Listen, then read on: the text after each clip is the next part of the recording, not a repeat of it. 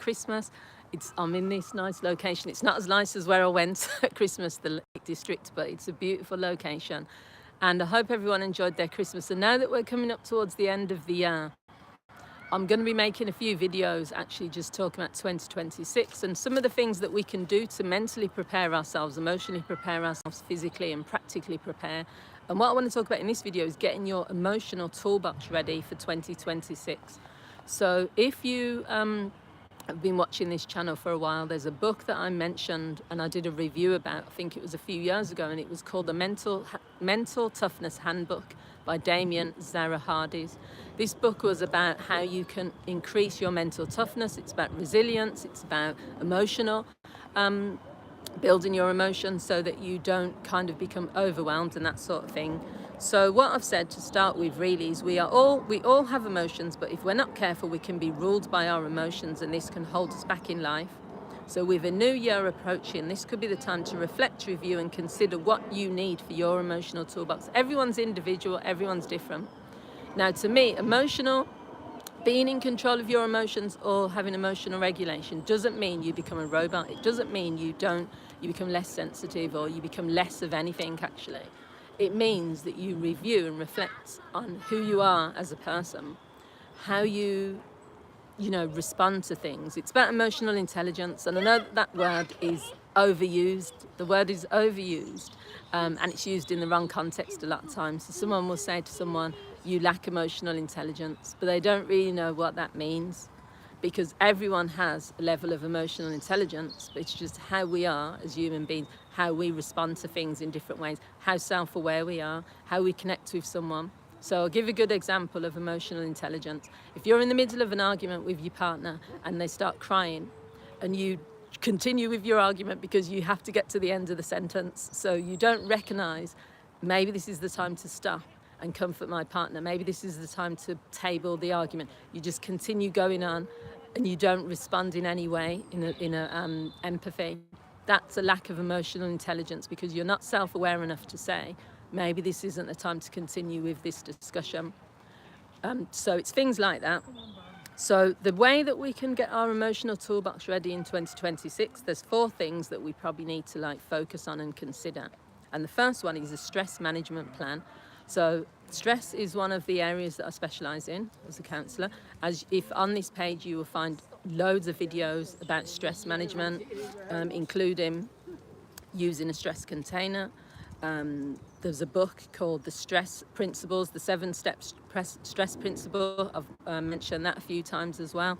So stress management is a key thing that we need to help children to put into their toolbox, but also as adults, because if you can't stress is not something that's going away. Stress is not something that can disappear. Stress is a part of life. So the key thing you have to say to yourself is, how can I manage my stress when I'm feeling stressed? So you do that by preparing. You prepare by becoming more resilient. You prepare by not overwhelming yourself. You prepare by saying, how will I manage stress? How does stress affect me? What are some things I can do? There's loads of ways you can do that, but a stress management plan is a must. The second thing is to build resilience. Resilience is a type of bounce ability, they call it, bounce back ability. So what resilience is knowing that things are going to happen in life that are outside of your control. Things are going to happen that you have planned for, but they go wrong. Things are going to happen that you haven't planned for and they come out of nowhere. So resilience means that you have the mental fortitude to bounce back from those things, not because you're perfect, not because nothing bothers you, not because you're a stone or a robot. It means you are saying to yourself that I have the capability to bounce back from this. I know this is hurting now, but I have the resilience to be able to, and the strength to be able to withstand it. And that includes a relationship breaker, bereavements, illness, losing your job. There's so many things that can mean that you feel down. And it's not to say that you are not affected by them, but building resilience is a key tool that I think should be taught to children and adults again. And it's a practice. It's something you do. So a way that you can build resilience, it's first of all, you work on yourself, you do the personal development stuff. The second way is that you already acknowledge uncertainty as a part of life. So you say to yourself, I know that possibly, hi, Lil Joe, 10, I know that things are going to happen in 2026 that maybe I wasn't prepared for. I know that things are going to happen that, oh, hang on, sorry, I'm just going to, so yeah, you're saying, I know that things are going to happen in life that I wasn't expecting, I wasn't prepared for, but I can handle this because I know myself, I know what strengths I have. So that's resilience. It's not, resilience isn't about nothing affecting you. Resilience is about how quickly you can bounce back from things that don't go right in your life. So the third thing is to review and reflect on how you display emotions. What do you need to change? What do you need to do differently in 2026?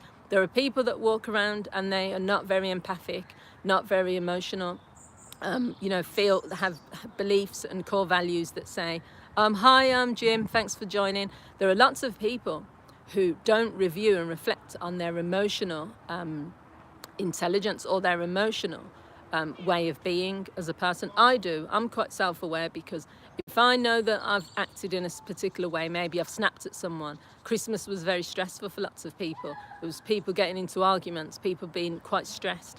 If you do something or you say something that hurts another person, knowing that you have the ability to say sorry, you have the capacity to review your behavior, is a skill that lots of people don't have. If you go on social media and you have discussions with people, and this is one of my things for 2026, is to not get involved in pointless discussions on social media.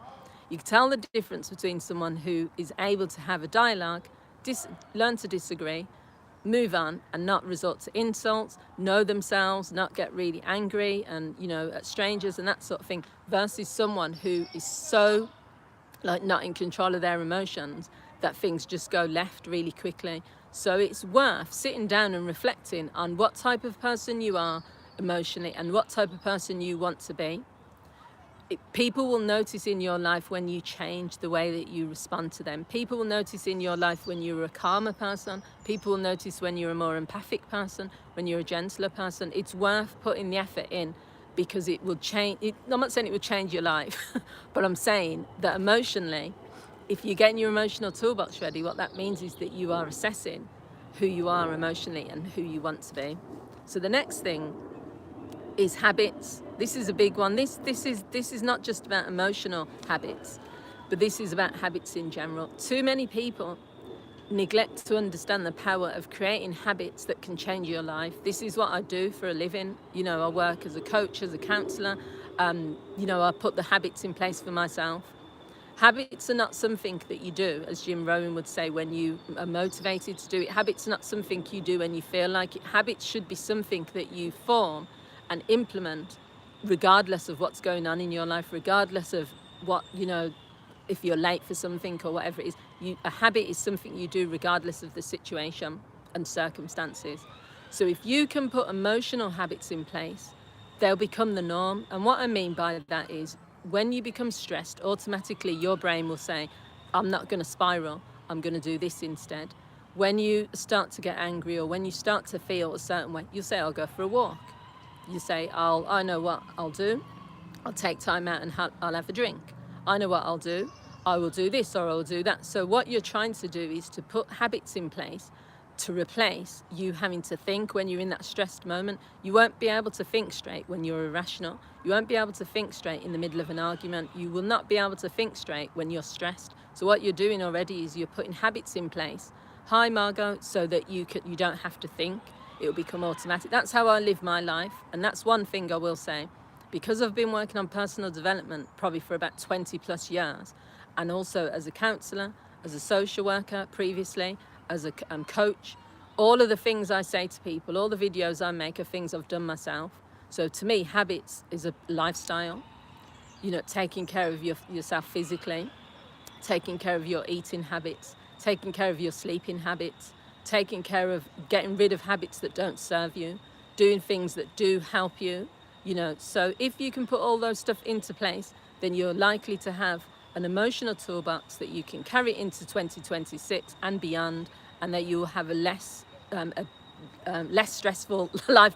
It's not going to reduce the stress and take it completely away, but what you're trying to do is put enough habits in place, enough things in place, enough practices in place so that you become a more, it's not even about being calm, it's just become a more regulated person emotionally. So I hope you found this video useful. Thanks for joining. I can see J.M. Margot, thank you for joining. I really appreciate it. And I'm wishing you a good new year if I don't come online before then. And who have I got? Chan Gan, I think it's either Gan or, sorry, I can't, Garniate. Sorry, I can't pronounce your name. But I really appreciate everyone for joining on this live stream. Coming up in the new year, I'm not going to be going live every Monday like I've been doing. I'm probably going to go live once a fortnight, and then I'll do special lives once a month if it's kind of a specific topic. But leave in the comments, or even on anywhere on this channel, what topics you want me to tackle next year, because I'll be happy to consider that. So have a good day, everyone, and I'll speak to you soon. Thanks for joining again.